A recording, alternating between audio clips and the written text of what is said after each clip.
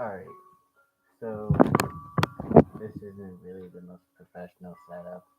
My other video was better, but whatever. This video is really important, and the topic of it is kind of sad, I guess, but at the same time, it's something that needs to be talked about because no one wants to talk about it. So, what I wanted to discuss was the Seven Seals. What brought about this discussion was I was scrolling through Instagram and I noticed someone mentioned something about it. Someone commented and was like, "We're in the sixth seal. It's the end of the times. Blah blah blah," and it made sense to me, but at the same time, with the diagram that he posted and everything he posted, it didn't make sense to me. There was something missing, and I was like, something's not right. So I started doing my own research on it. I was like, I gotta figure out for myself. I was like, because I've never been one to just accept anything anyone's just saying. So at the same time, while you listen to this and while you guys may agree with certain points that I'm saying, I encourage you guys to do your own research. Tell me if I'm missing out on anything. But the seven seals, they're discussed in the chapter or in the book of Revelations, chapter 6. So I'm gonna read it and I'm gonna give kind of like my thoughts on it, like what I think's going on, based off of my own observations, based off of what I've seen, based off of what I believe, and like my own walk with God, what I've been sitting here kind of praying about and figuring out. Because you know what, I don't know all the answers. I'm not gonna pretend to know all the answers. I'm trying to figure it out, just like you guys are to figure it out. But at the same time, uh, this is what I honestly believe, and this is kind of what's been like after you come in to this realization. This is kind of what's been like bothering me on my heart and on my soul, and so I had to make a video about it. I had to figure it out, and I had to discuss it with you guys, not to spread doctrine or anything else like that, but more of kind of share with you guys my thoughts and see what you guys think. Just because we're all trying to learn, we're all trying to grasp that knowledge and all trying to understand what's going on.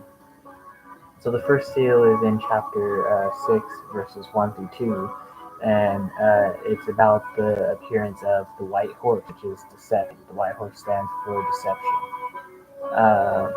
The first and second verse reads, "And I saw when the Lamb opened one of the seals, and I heard, as it was a noise of thunder, one of the four beasts saying, Come and see.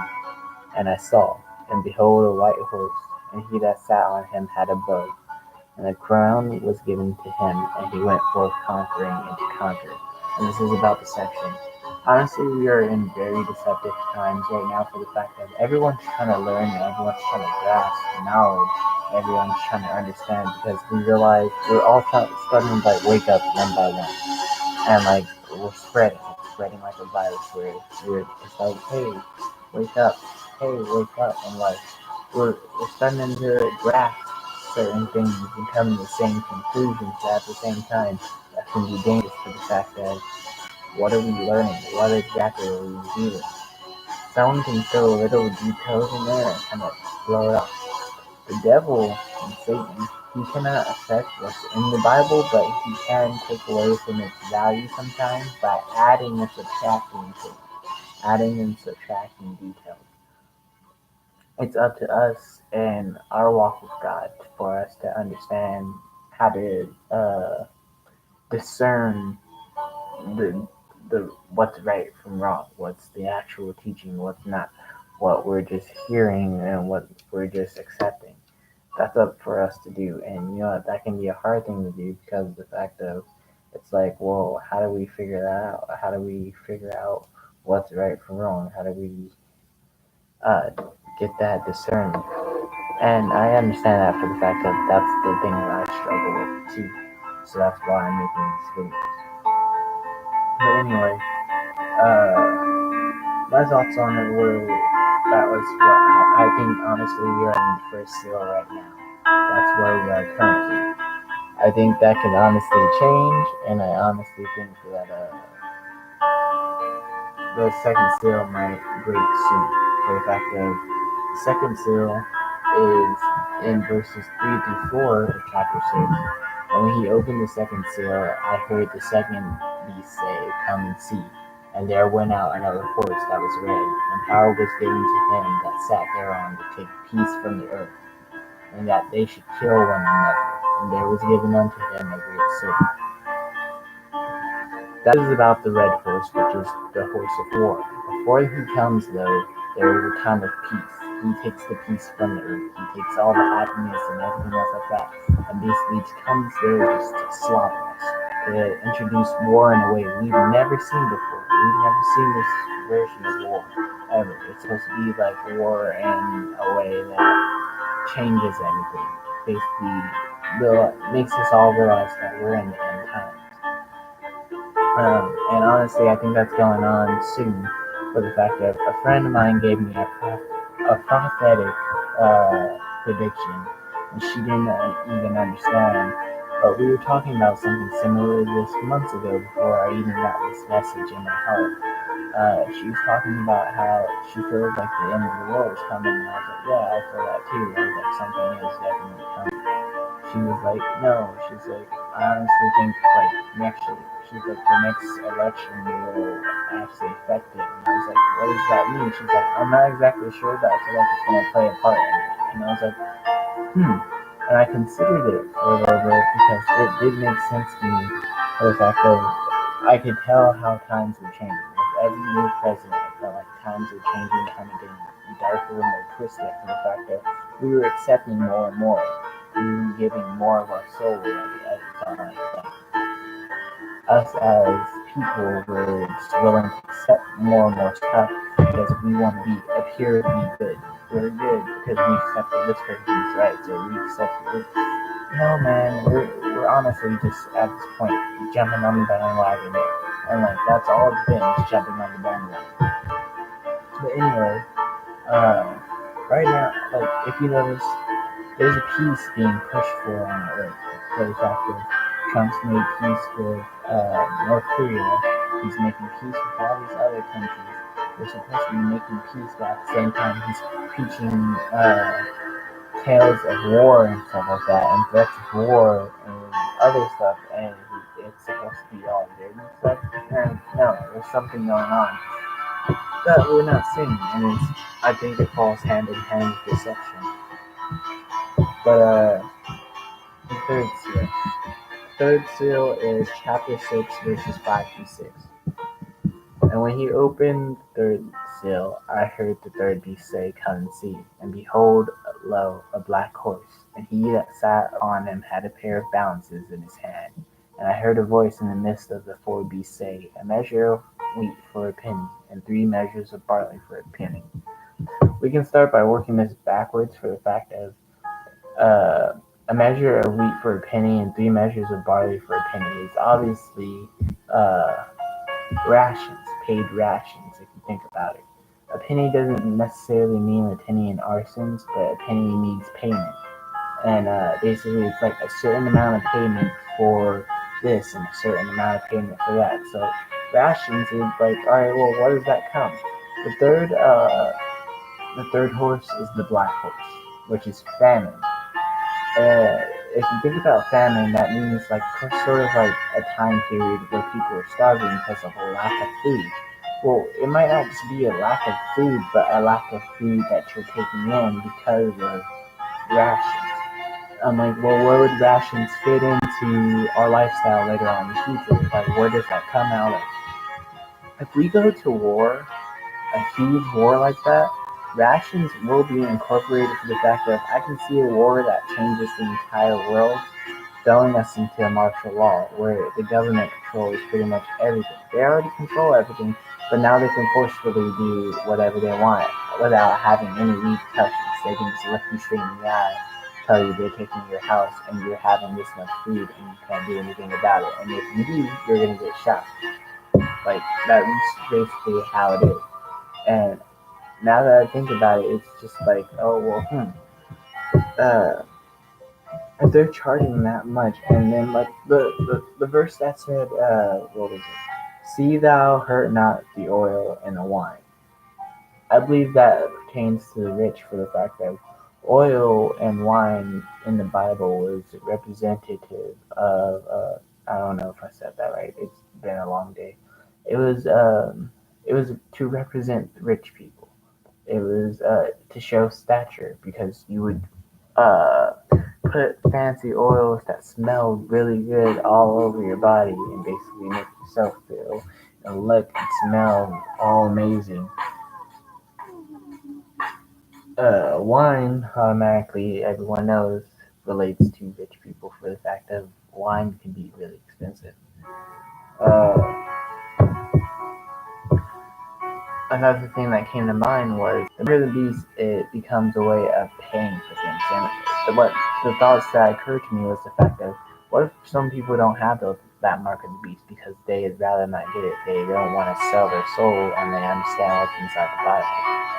Well, what happens to them is they're not able to pay for stuff because in the Bible it does say without the Mark of the Beast, those aren't able to purchase things. Those aren't able to buy the things that they need.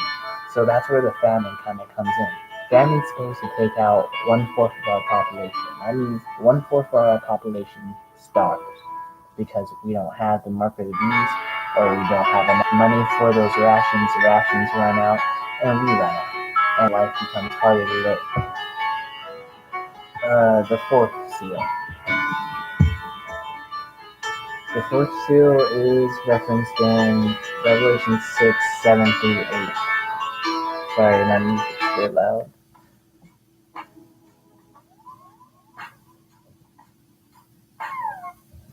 Anyway, it's referenced in Revelation 6, 7 through 8. And that reads, "And when he had opened the fourth seal, I heard the voice of the fourth beast say, 'Come and see.' And I looked, and behold, a pale horse. And his name that sat on him was Death, and hell followed with him. And power was given unto him unto the fourth, or over the fourth part of the earth, to kill it with the sword, with hunger, and with death." You've had a huge war basically at this point when this seal breaks. You've had hunger and famine break, which causes death. You have death. All the dead bodies around, they're going to be diseases that spread among the earth. And at that point, it's all just ravaging. Like, death at this point has been given permission to just go and take whoever he wants. It's just like, go ahead, it's free reign at this point. And it's like, oh, well, that's kind of scary. By this point, you have, it says he can take with hunger, he can take with, what was it? Let me read it again. It says, take with the sword, takes with hunger, take with death, and the beasts of the earth. At this point, the world's gone to crap. You have people killing each other because they're still mad about the war, or people fighting over food because of rations, so they're doing whatever they can to make sure they survive. You have people dying because of disease and stuff like that. Like, at this point, it's just all of us fighting. Like, humanity will turn on itself at this point. Then you have the fifth seal. The fifth seal is discussed in Revelation 6, 9 through 11, which is tribulation. This is basically the hard times that come to us. This is everything that happens, all the bad stuff that basically just breaks out at this point. The verses, let's read them. "And when he had opened the fifth seal, I saw under the altar the souls of them that were slain for the word of God, and for the testimony which they held. And they cried with a loud voice, saying, How long, O Lord, holy and true, dost thou not judge and avenge our blood on them that dwell on the earth? And white robes were given to each one of them, and it was said unto them that they should rest for a little season, until their fellow servants also their brethren that should be killed as they were should be fulfilled." At that point, that sounds kind of confusing, but also like kind of scary. Like, what's going on? Like, at this point, this is when everything starts going. Like, this is when you know, okay, yeah, this is the apocalypse. We're kind of done for.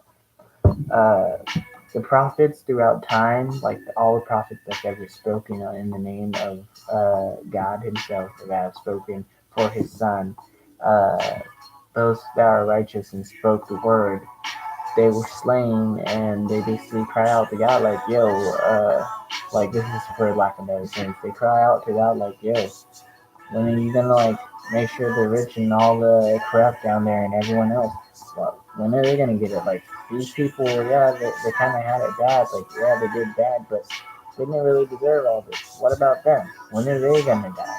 Like when are we gonna be avenged because we were speaking your word and they went to fight? And God literally tells them, just chill, do your thing. He's like, chill. You guys go this. You guys are what? You guys are my ordained. You guys are the people that I chose. You guys spoke on my behalf. Thank you. But don't worry about it. I got this. And he tells them to just wait. He's like, your brethren, the people that are still alive that spoke in my behalf too, like you guys did, they're gonna come too. You just wait for them. Then the sixth seal. Once the sixth seal breaks, it all goes down. So for the person that said that we were in the sixth seal, man, we're not. Because if we were, there wouldn't be no guessing. There would be, oh my gosh, it's going down right now. The sixth seal is spoken about in Revelations chapter 6, 12 through 17. Heavenly signs and silence. And I beheld when he had opened the sixth seal, and lo, there was a great earthquake, and the sun became black as sackcloth of hair, and the moon became as blood. And the stars of heaven fell unto the earth, even as a fig tree casteth her untimely figs, when she is shaken of a mighty wind. And the heaven departed as a scroll when it is rolled together, and every mountain and island were moved out of its places. And the kings of the earth, and the great men, and the rich men, and the chief captains, and the mighty men, and every bondman, and every free man, hid themselves in the dens, in the rocks, and the mountains, and said to the mountains and rocks, fall upon us, and hide us from the face of him that sitteth on the throne, and from the wrath of the Lamb. For the great day of his wrath is come, and who should be able to stand? At that point, if we were in the sixth seal at that point, there's no confusing it that the world's ending. This is when it's all over. This is like mountains are literally just like everything we've seen in movies, like that. It looks nothing like this. It's just worse. It's just everything's done at the same time. And you're like, what is going on? What is happening? Like we would know if we were in the end times. The last, like literally everything is going out. But at this point, all the people that thought they were protected because they served this government or they did this or they did this, man, it doesn't matter at that point. At that point, everyone's wiped out. Everyone gets their stuff knocked in. The seventh seal is when we know that it's completely done because of the fact of at that point the sixth seal and the seventh seal kind of break at the same time. Like it's first we see all these heavenly signs, and then an hour and a half apart, according to scripture, is when we hear the like after we see the signs, everything gets silent. Then an hour and a half apart, we hear the sounding of the trumpets. The trumpets sound one by one, and with each trumpet sound, there's a different plague that comes. So at that point, it's just kind of like, oh. The reason I'm speaking on this is because I honestly feel like after seeing that, one, I had to do the research, but then also, like, once I saw what was really happening, it was kind of like, oh, well, we are kind of in the first seal, which means we're kind of in the end of time, which means there's still time to change, there's still time to do, because, I mean, at the same time, we've always known, like, no one knows when he's going to come back, but at the same time, you have to, there has to be a change of mindset. I'm not perfect, and I've been trying to change my mindset. I've been trying to change who I am. What made that initiate for me was the fact of a girl I dated at one point, she brought me back to God. When she brought me back to God, it was kind of like in a, like, time I needed to be brought back to God. Like, God was like, all right, look, a lot of stuff is going to happen, and I don't want to have to take out all my children. I know your heart, and I know you are kind and pure. So you know what? While you make mistakes, while you do this, while you have a sinful heart because you are a man, here's how you actually be a man. Here's how you be a righteous man. And so he sent me a woman that basically taught me how to be a man. She taught me how to change my perspective of life, how to become better. And she encouraged me to better myself. Me and her, we broke up, but the growth didn't stop. as much as I normally would have just broken down and just been done, God kind of showed me, like, look, I see that you favor this woman. And he's like, I understand that. All of my children's wishes become theirs. But you cannot focus on that right now. If you have faith in me that I will deliver her once I feel you both are ready, then have that faith. But as of right now, you need to focus on this. You need to focus on that. You need to focus on spreading my word, not because you know more, because you're uh, I choose you as my elect. He's like, because you know what? Prophets will be chosen out of us. And it's not like we're gonna just, like, we're special, but it's more of like we're willing to listen. He knows he can speak through us for the fact of the impact he knows that will have on different places and different people's lives. Yes, we are special. We are all special. But you can't speak through an ass. That's all I can say. You can't speak through an ass. So he's continuing to build me up, continuing to work on me, continuing to strengthen me. And there are times I falter and I fall, much like today. I it, Seeing this stuff and like seeing how life is and having him talk to you and like trying to strengthen your relationship with God is not always as rainbows and butterflies as everyone makes it sound like it is. It's hard, it's struggle, it's pain. There's times where you feel lonely because you feel like you're walking alone. Who's walking beside you? I don't have a lot of friends that I can talk about this with and talk about my relationship with God with, because of the fact that a lot of them stray away. I don't find comfort in conventional churches and in churches because of the fact that they're asleep to one thing, or they believe they're self-righteous in one area, and it's sickening to me because it's like, yes, to a certain extent, we all believe that we're self-righteous and that we're all like righteous and stuff like that. But in church, it's just, I don't know, it's too much. Like, it's hard to explain. But for the fact of, even in the Bible, though, in the Bible it says in the end times, come out of her. When it says her, it means the church. I don't like being in the church because I realize the devil is in the church right now. Like, he's been in the church and he's just relaxing. Like, church doesn't mean the same thing like it used to. At this point, like, he's just doing his thing. And the thing is, Satan, he kind of influenced religion. He influenced the idea of, hey, you guys gather up here and you guys do that. Because what's the best way to give someone or get someone to understand certain context? If you want someone to understand a certain lesson and them all learn it really fast, group them up together and tell them the same thing.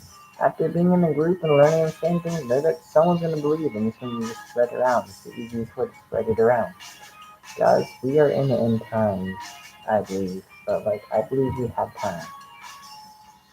You have time to change yourself. You have time to work on yourself. We're not all perfect, but if you're willing to work with each other and willing to help each other, we can save as many as we can. That's what the goal is to save as many as we can. I'm not saying listening to my videos and believing this or believing that will change your faith. It's more of your walk up with God. I can't confirm what my faith will be. Only one day I will know. But until then, I'm walking and I'm gonna continue walking. That's all we can do, guys. Alright.